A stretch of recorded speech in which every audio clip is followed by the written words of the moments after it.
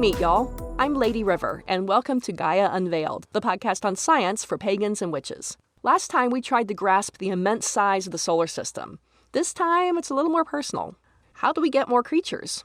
Reproduction tells the story of the eternal battle between life and death, but on a different level, between mitosis and meiosis. Mitosis is the way a cell can divide that ends with two identical duplicates of itself. Genes come arranged in chromosomes. The chromosomes, which come in matching but not identical pairs, each copy themselves, and then the cell divides in half. The new cells still have the same paired sets of chromosomes that you started with.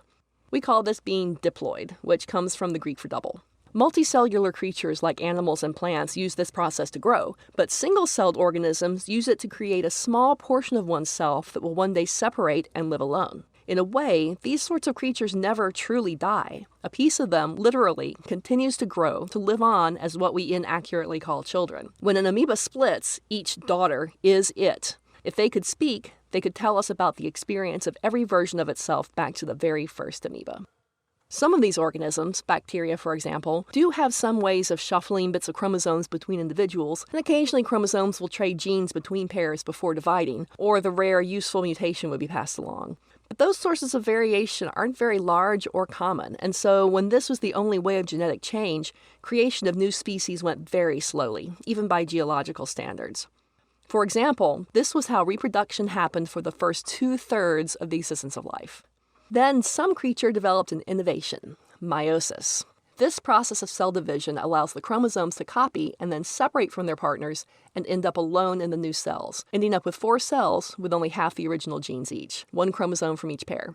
We call these haploid cells, from the Greek word for single, and when used for reproduction, we call them gametes, from the Greek word for marriage.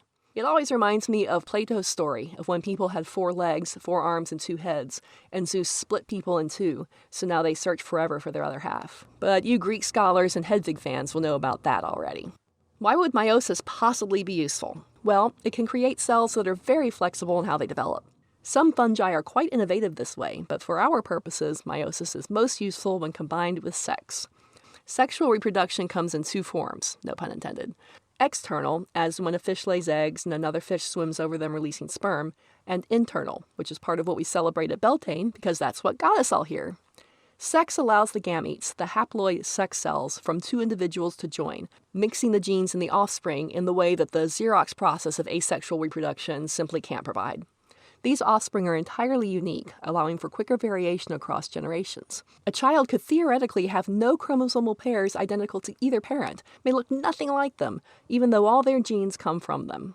You can create, test, and weed out innovative results much more quickly, leading to a boom in the speed of creation of new species.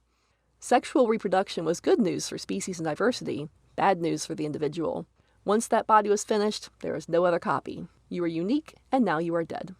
Our children are not us. They are something entirely new. They can go where we can't, even to the point of becoming a different species.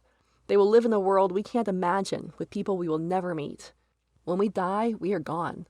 Children, literal or figurative, do not give us the literal immortality of an amoeba, but they allow memory of us to approach it. We have made a bargain. Immortality for sex. Sound unfair? Perhaps. Depends on what sort of sex you're getting. But I believe the trade is more than fair. This trade with death enabled love to enter the world. Ultimately, each of us knows we are unique and mortal and alone. So we crave union with another in part to ease that loneliness in a quote-unquote other half. We love what we find beautiful and know we will one day part from forever. And the closeness of sex and love is therefore both joy and pain. If you believe in the Wiccan form of reincarnation, love is the mechanism which brings us back to this world, to reunite with those we loved before, in new forms and relationships. Sex is a rewarding way to express love, but death is why either exists at all. We attempt to merge with our lovers not only to show affection, but in an attempt both futile and noble, to have love and immortality. Thanks for joining me on Gaia Unveiled. Opening and closing themes are Magic Trance by Julius H. and Magic Event by Christian Bodie, respectively, both courtesy of Pixabay. Stay tuned to find out what Darwin has to do with witch covens. See you next time. Keep reasoning, and blessed be.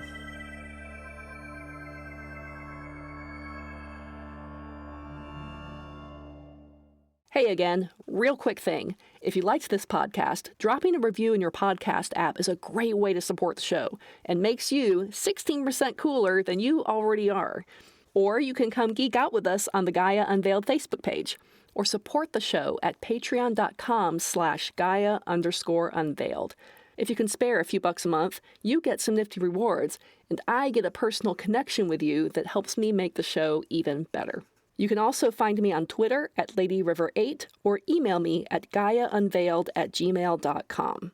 You can find the show wherever you like to listen to podcasts, and even on YouTube with transcripts. See you soon, and thanks.